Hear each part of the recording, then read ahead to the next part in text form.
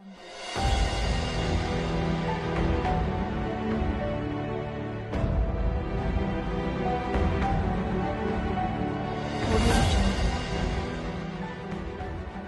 mendirikan sebuah negara mandiri bagi Yahudi adalah ide organisasi Zionis yang didirikan oleh Theodor Herzl. Ide ini adalah respon terhadap ancaman eksistensial terhadap kaum Yahudi akibat gelombang nasionalisme radikal dan gagalnya asimilasi sosial kaum Yahudi yang berkembang di Eropa pada paruh kedua abad 19 yang berpuncak pada peristiwa Holocaust atau pembantaian kaum Yahudi.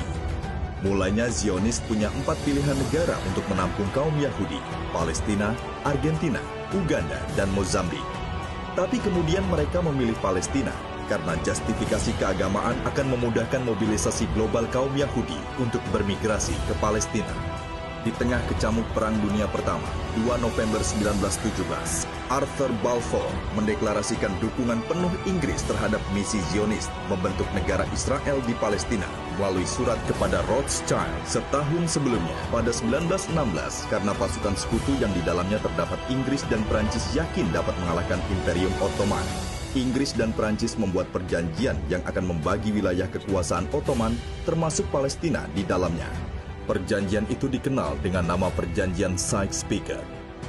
Dalam peta Sykes-Picot, Yerusalem disebut sebagai Brown Area yang akan dikelola oleh administrasi internasional, namun akhirnya diambil oleh Inggris pada 1920. Dalam ruang pergeseran geopolitik inilah pengambil alihan Palestina berlangsung. Rencana Zionis membentuk negara Israel, dukungan Inggris melalui deklarasi Balfour, peta Sykes-Picot, dan kemenangan Inggris dan Perancis pada Perang Dunia I mempercepat ekspansi teritorial dan demografis Yahudi atas Palestina.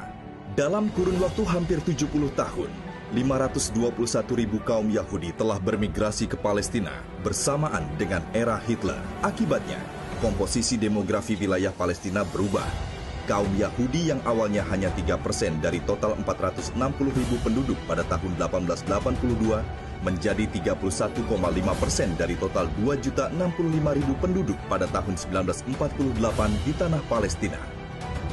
Begitulah cerita negara Israel dimulai. Kaum Yahudi sudah memenuhi wilayah Palestina sebelum negara Israel berdiri tahun 1948, yang pada mulanya adalah migrasi terencana Yahudi secara masif. Berakibat pada konflik penguasaan lahan hingga tanpa disadari oleh bangsa Palestina berujung dengan penjajahan. Sayangnya saat itu lembaga internasional tidak berpihak pada Palestina. PBB justru menetapkan resolusi PBB nomor 181 tahun 1947 membagi wilayah Palestina menjadi 3 zona, yaitu untuk pemerintahan Israel, pemerintahan Palestina, dan zona bersama yang dinamakan Al-Quds atau Yerusalem. Dan setelah Perang 1948, Israel menguasai wilayah barat Al-Quds, sementara wilayah timur dikuasai oleh Yordania. Namun, wilayah timur Al-Quds tersebut kemudian dicaplok oleh Israel pada tahun 1967. Singkatnya, bila hutang budi kemanusiaan karena tragedi Holocaust yang menimpa Yahudi Eropa menjadi dasar negara-negara barat mendukung berdirinya negara Israel, mengapa Palestina yang harus membayarnya? Logika apa yang membenarkan kaum Yahudi yang menjadi korban pembantaian di Eropa sekonyong-konyong datang ke tanah Palestina dan berbalik menjadi pelaku pembantaian kaum Muslim di Palestina?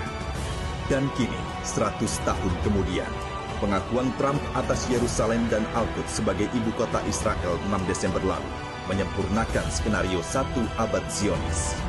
Sesuai mimpi Bapak Negara Israel, Theodor Herzl, tidaklah sempurna tanpa Al-Quds. Kemerdekaan Palestina ini adalah misi konstitusi kita. Dulu Bung Karno kan membuat konferensi Asia Afrika untuk mendorong kemerdekaan negara-negara di Asia Afrika. Semuanya merdeka. Yang paling akhir kan setelah itu adalah Afrika Selatan, kecuali satu, Palestina.